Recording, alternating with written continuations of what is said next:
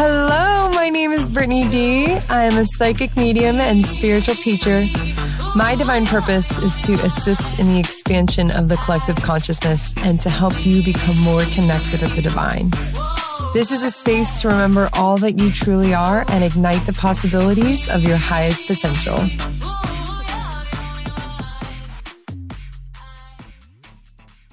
Hello, hello, hello, and thank you so much for being present with me here in this now moment. I am so excited for this week's podcast. This is going to be so bomb. Two empowered women coming together to talk about some real ass shit. I'm so excited. This week we have Miss Nicole Rosenfield. She is an inner critic expert, and we're just going to dive into what it means, all these negative patterns, all these negative ways of thinking, all these things that are not serving us and limiting us and holding us back. We're going to really dive into that and talk about that today. Thank you, Nicole, so much for being here with us. I appreciate your presence. Thank you so much for having me, Brittany. I'm so excited. Yeah, absolutely. So let's start with your journey. Right? Because that's how we become an expert at something, is that we walk through it ourselves and then we're like, oh, okay, I really know this. I really get this. So Give me a little bit about your background and about your story, how you got into this work. Sure. Okay, so you're talking to a woman that became a hairdresser, a girl that became a hairdresser many, many years ago, that literally spread her wings, moved overseas with a qualification, didn't know what she was doing, and then ended up in corporate on the other side of the world.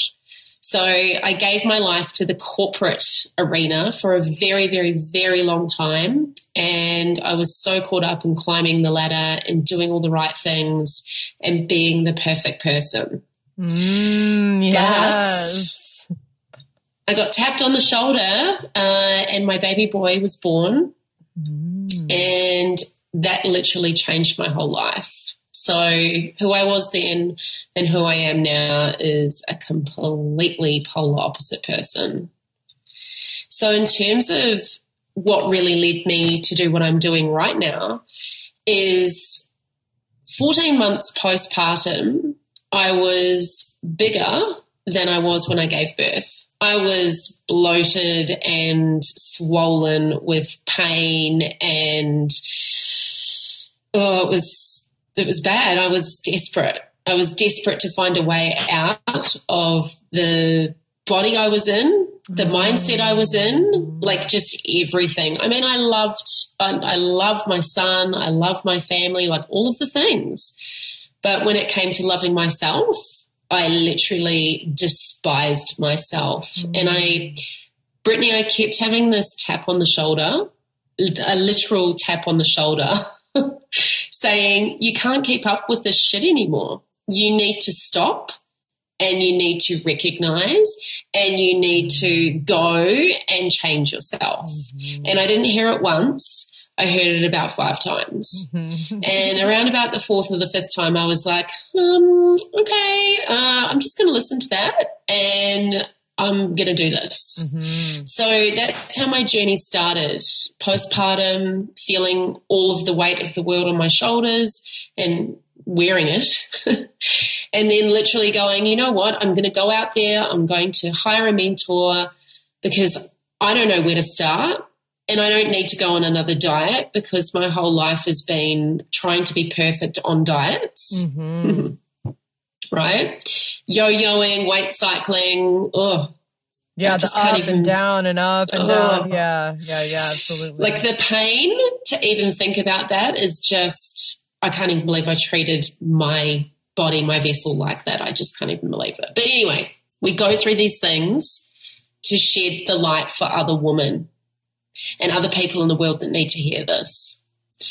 So in terms of my journey, I'm still on this journey. I don't think we ever stop this journey. Yeah. Always. Right? Healing never stops. There's always going to be something else to work on. It's like you get another knock on the door, right? Yeah. Or a literal tap on the shoulder and you're like, oh, I've got to do this, but hang on. So in terms of how it worked, Brittany, I have to say I'm still on the journey I've lost over 60 pounds, but it doesn't matter about the weight anymore. It matters about who I am on the inside, being happy with who I am. Mm-hmm. So it's about that mindset. So my mindset is completely different. Like before we started, we talked about like, who was that person a month ago? Who was that person a year ago? Who was that person that, you know, was struggling with these things? Mm-hmm. And so do you think it was the mindset that helped you with the weight, or what exactly was it was the mindset?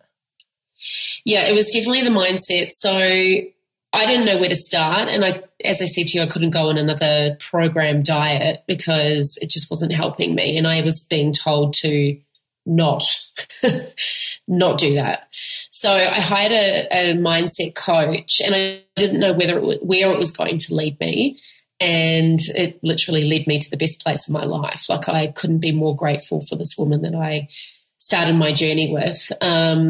So yeah, it did start with the mind. And the biggest, most important thing is that we all have these limiting beliefs, and we all have these things that we think about ourselves that were created through stories. And really, at the end of the day, where is the evidence for that story to be correct that we've formed about ourselves, and we spend so much time thinking about it? So that's really where the expertise of the inner critic comes in, because it's almost like imposter syndrome. You know, you're like, oh, you know, I'm ready to do this thing. And then the mind just comes in and goes, sister, you're not ready to do this thing. When did you ever think you were ready to do this thing? And it's about, okay, I'm a human. I have a brain. It is sending me signals and messages and all sorts of things. And my job now that I understand, is to recognize that that is not true. Mm-hmm. We have over 6,200 thoughts a day. As we've been sitting here, Brittany, we literally have every second have 4 thoughts. Now, if we really think about that, can we really think 4 thoughts in a second? Yeah. Like that is so crazy. Uh-huh. And when we think about that, it's like the unconscious mind and then the subconscious mind is working together so fast that we don't even realize it's happening. Like we can't control that. So that's the scary thing about, and I don't really like to say scary because choice of words, we don't live in fear. We try not to live in fear, right? But it maybe happens just to us all. intimidating. Yeah. Yeah, totally. So really with that, it's just about recognizing, is this my truth? And it probably isn't. Yeah, which takes a lot of self-awareness to see Correct. that thought and then say, is this my truth? Yeah. And do I want it to be my truth? Ooh, yeah. Because you can change That's it. That's the juice. Yeah, you can change it right then. Even if it is your truth, then you recognize that. Then you say, okay, that is my truth, but I don't want it to be my truth. So now I'm going to change it. I'm going to replace it with a new belief. Yeah. Yeah. Mm-hmm. Wow. It's very similar. A lot of the work that I do is, as I'm sure you know, you've seen a lot, but is I primarily move it from that fear. How I explain it is that fear-based thinking, moving into that love-based thinking, moving closer to spirit, because spirit is love, and so the fear is keeping us in separation. It's feeding the ego, and as we move closer and shift our beliefs into more love, loving ourselves, loving others, loving all, what we create from those beliefs that are oriented around love is so potent. It's so powerful what can happen and how dramatically you can shift your life. And like we were talking about before we hopped on, in such a short period of time. People don't just talk about quantum leaps like joking. Like quantum leaps are real as shit. Like you can literally leap into a whole nother version of yourself in fucking 30 days. Yeah. You can. You've just got to believe it and believe that the possibility is there for you. And I think when you're so dumbed down in choice of words, but you literally feel so negative that you are so programmed and so comfortable in that negativity. And it's really, like you're saying, we can simply move out of it, and we can, but we've got to make that choice and have that radical responsibility that, you know what, I am not happy with who I am right now. This is not me living my truth, and this is me wanting to commit to being that next level person. So I love that you said radical response. I say that all the time. That's the term that I use. Yeah. Like anytime my clients are like, well, what is this about? And I'm like, it's about radical responsibility. That's what this is. That's what you're facing right now, is becoming radically responsible for your decisions in your life and the way that you're thinking and how you're feeling and how you're operating about things, you know? Yeah, totally. And, you know, my first mentor actually taught me about radical responsibility, and that was way back when. And it's like, okay, well, love, you can sit there and you can pretend that you're not putting on weight and you're not doing X, Y, Z, but you are.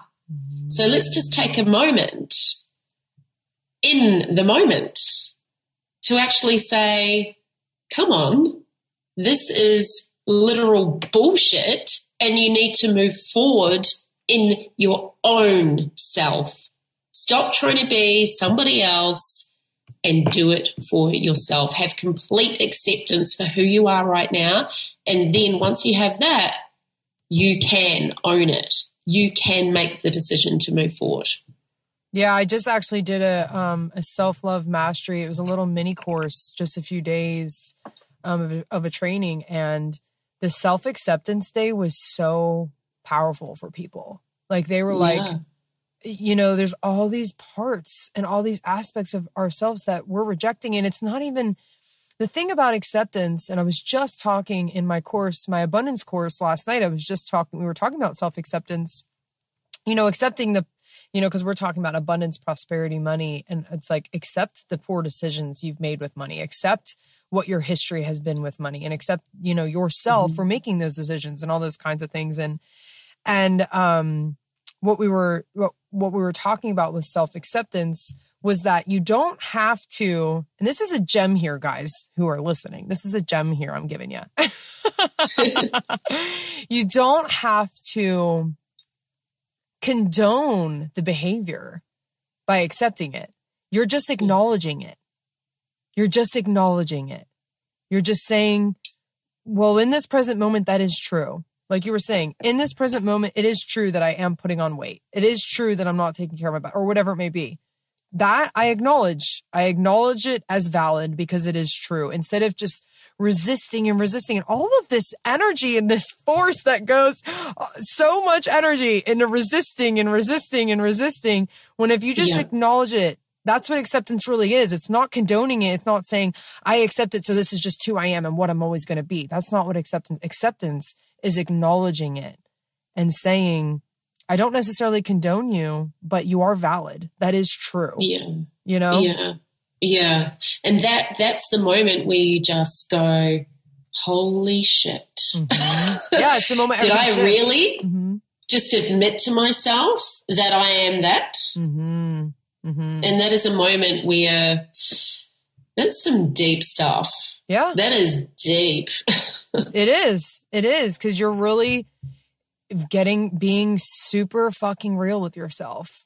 Like, and the thing is that if you're not real with yourself, like if you're not doing that with yourself, then like, how can you ever do that with others? How can you ever, and coming to acceptance too, like if you're not accepting yourself and all of yourself, then how can you ever accept someone else?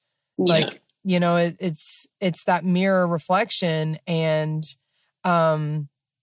it's like you said, it's deep work. It's massively deep work. So what do you do as far as holding space and moving through that work? Like, do you work with them, or how do you have that set up? So in terms of how I work with my clients? Yeah. Like whenever, like, let's say something arises and they're like, oh shit, I have to accept this about myself. Do you move through that healing process with them, or is it just something that is revealed And then maybe they have a therapist for support or something like, or maybe journal prompts or things like that. How exactly do you have it set up? Well, it's sitting with the person in the moment, obviously, and being really present to what they're saying to me. So being in the coaching world, I am definitely not a psychologist or a therapist. I'm somebody to help guide and mentor. But if my client needs that, then I'm the first one to say, you should go and do that. Sitting and recognizing specific issues, like it really comes down to, this is an interesting one because I had a call not so long ago with a potential new client, and I could just feel and see that it just wasn't for me because she needed to go and talk to somebody that was a professional. So it's like a just psychologist or something. Yeah. And also it's looking at that person and saying, you know, like, are you coachable in this moment to work through exactly what we're going to acknowledge, or are you going to close that down? Because I'm definitely not the right person for you either. So I love to be present with my clients and what they're going through and help assist them to get to where they want to be. But if I'm not the true professional for that, I'm always the one to stand up and say, no, we can come back to this, but you need to go somewhere else first. And that's okay. Like, that's part of sitting in it and recognizing it. You know, like I can't do all the things. Yeah. Well, the reason I asked is because whenever we were going, Nicole and I met in the fast track, and when we were going through the fast track, I remembered like a pivotal moment. I've had a therapist for, therapy is just my thing, regardless of, I do all kinds of other healing. I have Reiki that I go to. I have, inner child, like I have all different kinds of support. I'm fully support coach, mentor, business coach. I'm fully supported. That's how I support so many people. But, cause I'm so supported. But when we were going through the fast track, I just remembered like something on a call was brought up, like it was brought to the surface. And then, you're on a call with upwards of 30 people. And it was just like, I don't even know what to do. I don't even know how to handle this. I don't know how to navigate this. I didn't know what to do. It was just so abundantly clear and in my face. And luckily, because the fast track has so many people in it, I talked to a few other women that were in the fast track as well, and they helped. And then that was right before my therapist appointment. And then her and I worked through it, and we moved through it all. And I was like, I'm so glad that I have all these different layers of support, because it's important. And it just depends on, what exactly what kind of coaching you're looking for, and what kind of mentorship you're looking for, what kind of what you're moving through and what you're looking for. Definitely. Yeah, but I just think it's super important to the reason why I bring it up is super important to not just bring it up and acknowledge it, but also to do that inner healing work. It makes me think of your reel that you did. Oh my God, it cracked me up so bad. Whenever it was like it was like a bunch of people clapping, and you like walked out the door, and you were like, just 2 years of inner healing, like, no big deal. Biggie. It's true though. Like, you can be present in these moments, and you can hear the feedback, and it can be, as Jamie Jamie talks about being teabagged in the face by the universe all the time, and you're literally getting teabagged, and you're like, no, I still can't see it, no. Or you're going through a process where you know what you need to do, but then you don't do the work to embody it. So how can I explain this really quickly and succinctly? So you literally have been taught something, and you've spent money on a mentor, okay? Then you go out into the big wide world, and you go, oh yeah, I know I should be doing that, but I'm not doing it. And there's a big difference between going to a coach or a mentor and having all the support systems and not doing anything with it. So you get told, you recognize, but you're not actually healing yourself. You're just taking in the information and consuming it, right? And there's a massive difference between consumption versus embodying. So if you're embodying, you're sitting in that information and it's in your cells, like it's deeply within you, and that is you, and you've quantum leaped and you've done all the things. But if you're in a world where you're still attaining to be, you know, a person that you're not, and then you're listening to all this information and you're fighting and resisting, as you said before, you're never going to truly embody the work, ever. So that's another thing. You can consume and consume and consume and try and get better and try and do all the things to be the person you want to be. But if you're not embodying it, then you're not ready. Yeah. So what kind of embodiment work do you do? Myself? Well, just in general, like I love how you said just sitting in it and allowing it to move into every cell of your body, because that's definitely like, but I like to use like dancing, breath work, yoga. I so love your I just wanted to pick your brain, media. like any other things I haven't thought of that you do. So I love watching your Instagram when, like, your stories and your Facebook when you're dancing, because whenever I need to feel or shift a change in energy, like dancing is something huge, humongous. You know, whether it's 80s, whether it's rap, I don't know, whatever, just bring it on to shift that heavy feeling that I'm having, or shift a feeling I don't want to have anymore. So every single morning, and this is something that I talk to my clients about, is writing gratitudes before any other consumption happens, right? So waking up from that sleep and being in that moment and consciously thinking about, well, what am I grateful for today? Like, am I really grateful for that? Yeah, I am, but why am I grateful for that? And, you know, like, that's a big thing for somebody on their journey, especially with things like body acceptance and, you know, like trying not to strive to be the perfectionist all the time. Like, what little things are you grateful for that you have truly felt that you've surpassed? Like, that's a huge moment when you're sitting with your gratitudes and you go, oh my God, I am actually really grateful for that. I am so grateful for that. I do. That's one of my biggest recommendations to my clients, is literally first thing in the morning, like as soon as you wake up, even if it's just, oh, I'm so grateful for this blanket. I'm so grateful. That's all you can think of that day. I'm grateful for the pillow. I'm grateful to be laying in this bed. It doesn't matter. Like, just really think about the things that you are grateful for, all the beautiful gifts you have in this life. And that's also why, like you see on my stories, that I do my 3 gratitudes every day, because I like to remind people to be grateful. That's like my thing. And, and I think that it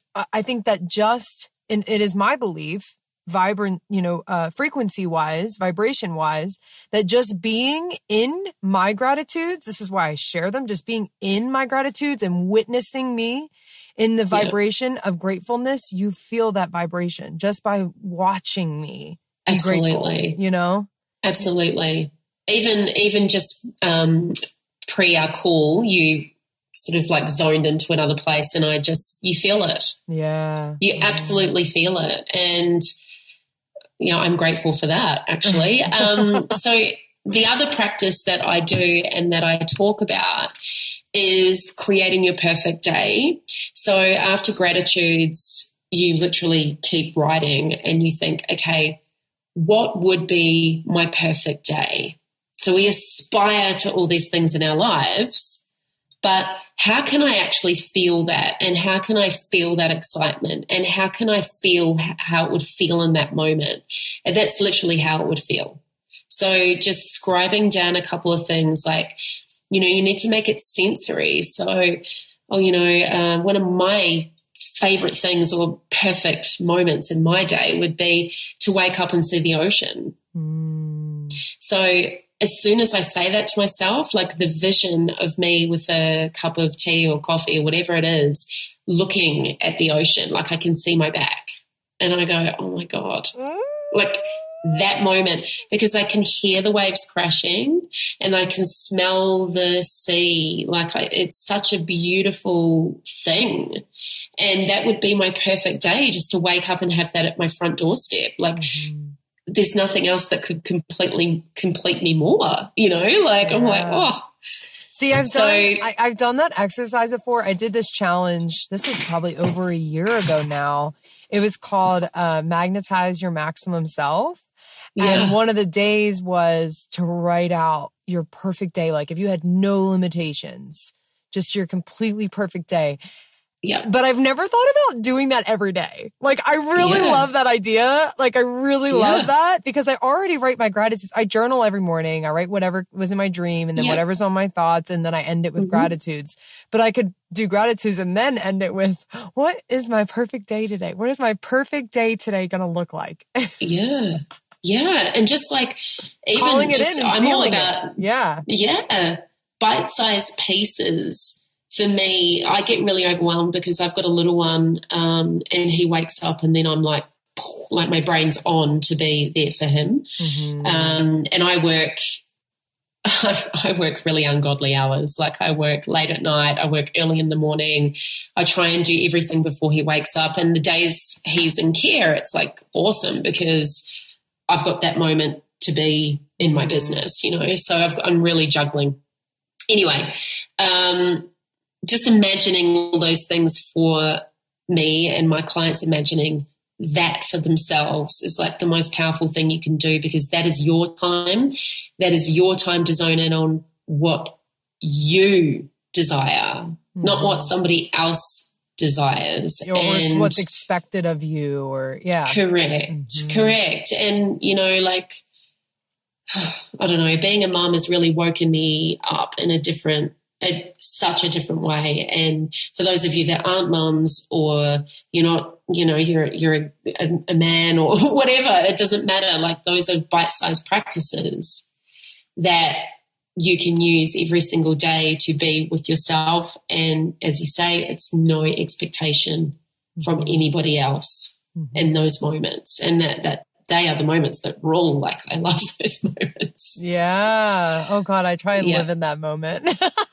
Yeah, I know, and I can tell, girl. I love it. Yes, I'm so very blessed. But I want to really highlight something that you just said about how it's all those little increments. Those little increments go such a long way. I feel like people, you know, whether it's, you know, hire the coach or join the program or whatever it may be, they want to get like the minute that they press buy, they're like, am I transformed yet? And it's like, yeah. And it's like, no, it's all, you have to do the work, you know, and it's all those little things in between. Every little thing adds up. It can become so much over time. And that's like the reason why I'm such an advocate for that is because I have such a strong belief that that's how I am where I am is because I've slowly built like, you know, like for example, my meditation started with 5 minutes, literally 5 minutes. And in less than a year, I sit for an hour a day. But if I would have just started sitting for an hour, I probably would have like been losing my mind for like a month and then finally would have caved and been like, okay, this is just what I'm doing. But instead of going through all of that, I mean, that's one way to handle it. Like I know people that do that just push through it and that's fine too. Everyone teach their own. But the little stacking of habits, it goes such a long way. Like it's so powerful how much you can leap. It is leaping, but you don't realize how much you're leaping because you're stacking slowly in those self-aware moments and all those little times. So I just really wanted to highlight that because it's so important. I say it all the time and I'm like, hey, clients, here, someone else is saying it too. It's not just me. It's not just me. Yeah. It's honestly, I don't know, because of the way I function, it's got to be bite-sized pieces. So when my people work with me one-on-one, they start to recognize straight away, like exactly what you said, Brittany. It's like, if you sit there for 1 hour and meditate and then you bomb out and you just go, oh my God, like 5 minutes, 10 minutes, that's enough. Like I'm sitting here doing my head in, because we all know meditation can be really taxing when we first start, because we don't really understand or we struggle with it. And some people just aren't natural meditators, right? Like you can go out and you can put your feet in the ocean, or you can spend time with yourself. And meditation means so much to different people, right? Yeah. So, definitely. Yeah. So it's finding that sweet spot for, you know, the person that I'm working with to go, okay, what is going to work for you? Because not one way is the way, you know, and it's being really flexible and transparent and building that relationship and understanding who that person is, and then going, okay, well, let's try this and let's see how it goes for the week, and then let's check in after the week. So I very much love to be with that person in their change, or get them to recognize how simplified it can be to make huge leaps, like you say. Yes, exactly. Without even realizing. It's like you've done this little how thing. simplified it can be to make massive leaps. Like that really is what it is. It's simplifying it. It's getting all of the junk out of the way, which includes in the mind, getting all the junk out of the way. Let's simplify this. Let's make this really, boom, girl. Yes. That's so on point. Seriously though, it's a great way of putting it. Thank you. Yeah. And it's like, okay, so if we go all the way back to when I was in that negative mind frame and, you know, like things were bad. And that's okay, because you have to, that's part of being human, is accepting the dark and accepting the light. You know what I mean?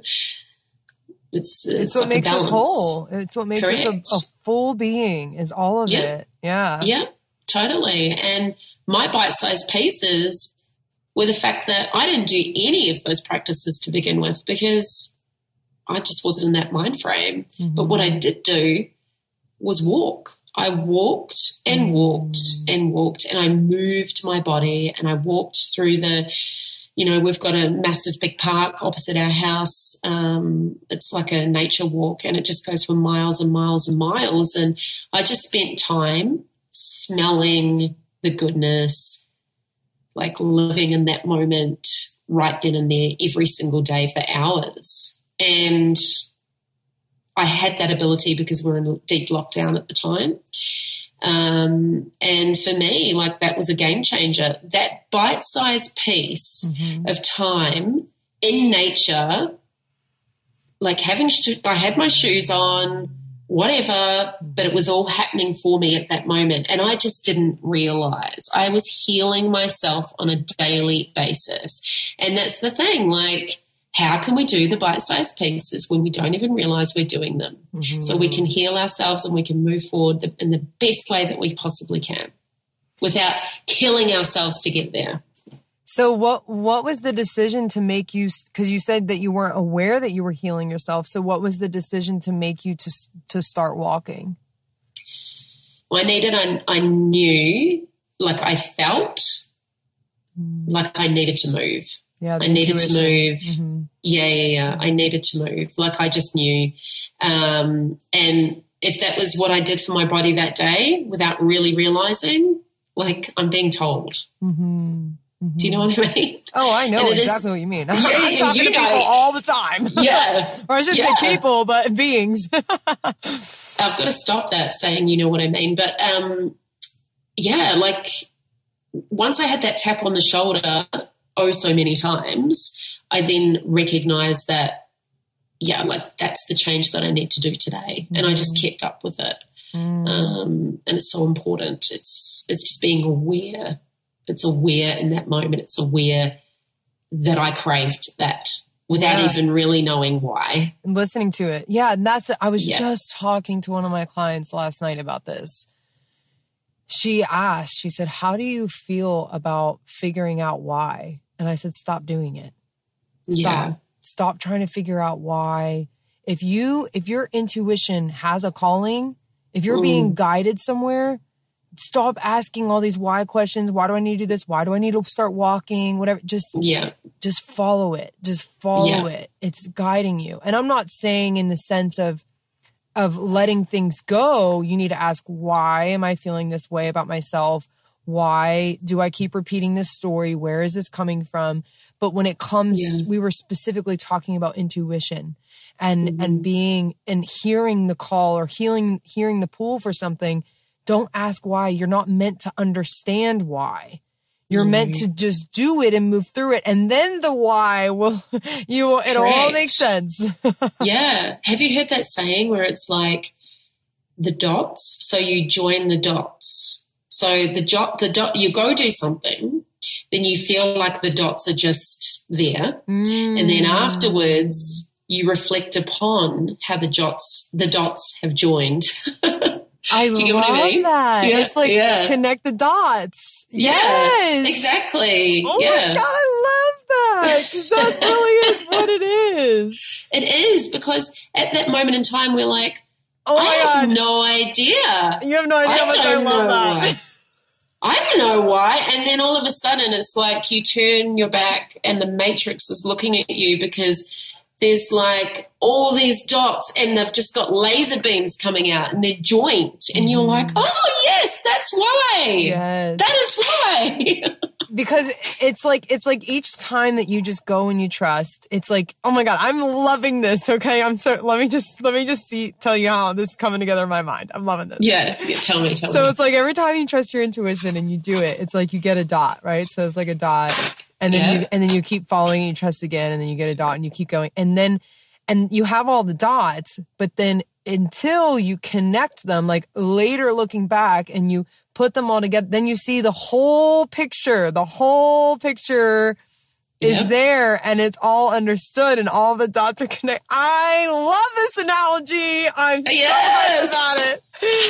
Oh my God. Thank you for sharing that. Yes. That's okay. Because that is like so my thing. And that's such a good way of explaining it, because so many people want to know why. They want to see the picture.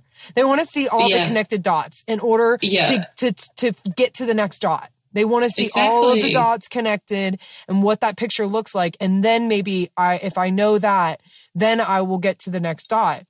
And that's not how God works. That is not how spirit works, the universe, whatever you want to call it. It's just not how it works.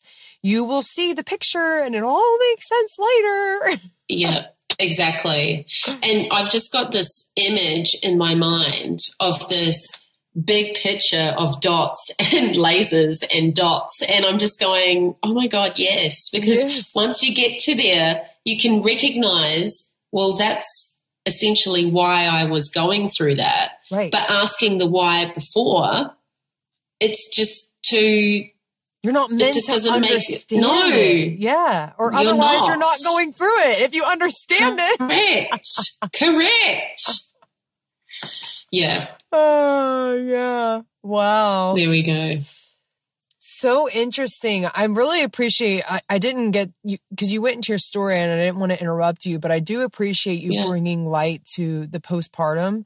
Now, I've never had a child myself, but I had a really good friend who went through a lot in her postpartum. And I've had multiple women talk about how, like, why is this part of pregnancy just like totally like it's like, oh, okay, now the baby's out. Now just like get over yourself, you know? And it's like, no, my body is still going through it. Like I just birthed a child into this world. Oh my gosh. And so thank you for bringing light to that. Yeah. Because it's not, postpartum is not talked about enough. It's really not. It's really not. And people, like, the way that I feel about postpartum is that either you can keep going and keep doing what you're doing, and no matter how you're feeling, because a lot of mums are like burnt out, they've gone back to work, or they haven't gone back to work, and then they've gone, oh, I'm going to have another kid because we need to have XYZ family, and society tells me this is what I need to do, and society tells me to get over it, and society tells me to keep moving forward, and I must be like mum boss, which I hate that word. Sorry. No, it's okay. I've got to be mum boss, and I've got to be like this person, and stop listening to what everybody else is saying and feel into your dot moment. So what can you create in this life for you? Because you are the one that is showcasing to your child what the world is about. So postpartum, I was rebirthed. I do not know who I was before that. Like I do, but I don't. Yeah, it's so distant now, yeah. So distant. And there's things called generational trauma, and there's, all sorts of things that are passed down the line for our children to receive or not to receive. And that's when we've got to be the muse to go, you know what? I was faced with XYZ, not for me. Mm-hmm. I'm creating my own story for you. So, and it's really interesting because there's so much pressure, like, and I could talk about this for about an hour, which I'm not going to. I'm just going to let you know that. But there's so much pressure to conform to, you've had one, so you need two. Why? Why? Oh, my gosh. Thank you for saying that, because if I'm being totally freaking real, I just had this thought probably like 2 days ago. Yeah. If I'm being totally real, like I was talking to this guy, he was talking about his family and, how they got pregnant and blah, blah, blah. An immediate thought in my head was, well, why didn't you have another one? Like, if you're going to have a family, then why didn't you have another child? Like, but that's just been my programming. Like that's just been the program. You do whatever you want with your life. Like, that's how that's my actual truth. Like how I actually feel about it. But in you saying that, I was like, wow, I just had that thought. Like maybe, what was it, yesterday or the day before? Like literally within the 48 hours. Yeah. And it's just an expectation. Like, if you've already had a child, then why don't you give him a friend? Why don't you have another child? Might as well just throw one in. Don't leave them alone. Yeah. What are you thinking? And it's like, you selfish person for leaving them alone. This is a whole nother topic, and I won't get into it any further, but I just think that postpartum is one of the most important parts of becoming a mother. And it's not talked about. You're right. People just sort of go, get on with it. Yep. You're right about that too. Mm-hmm. But let's form a new normal that mothers can find themselves after having their first child if they really want to. Mm-hmm. And if they don't want to have another child, they don't have to. Mm-hmm. And they don't have to feel bad about that. Mm-hmm. No one knows the battle to actually conceive. I mean, that's a whole different story. Mm-hmm. So, yeah, there you go. I'm going to cut it off there. But it really is relevant to what we've been talking about with these expectations and this inner critic and all those things that are just going on in the mind.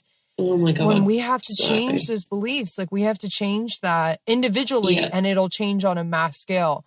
So I would love for you to leave the audience with what's one either tip or one little piece of advice or just one little thing that they can take from you as a human being. I'm just going to say,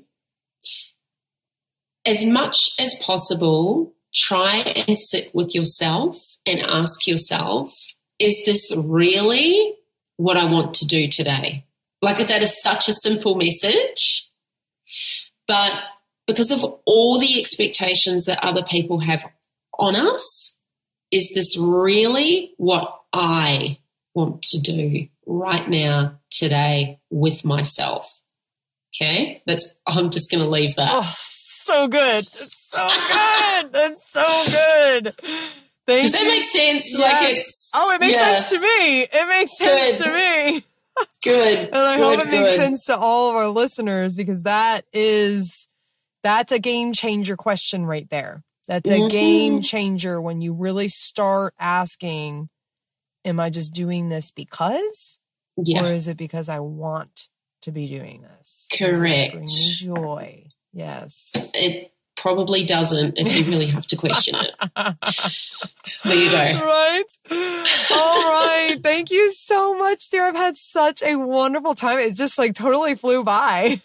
I know. And thank you. I'm so grateful for you to have me on the podcast and for all the listeners to be listening to this. It just makes my day. Thank you so much. Yeah, absolutely, dear.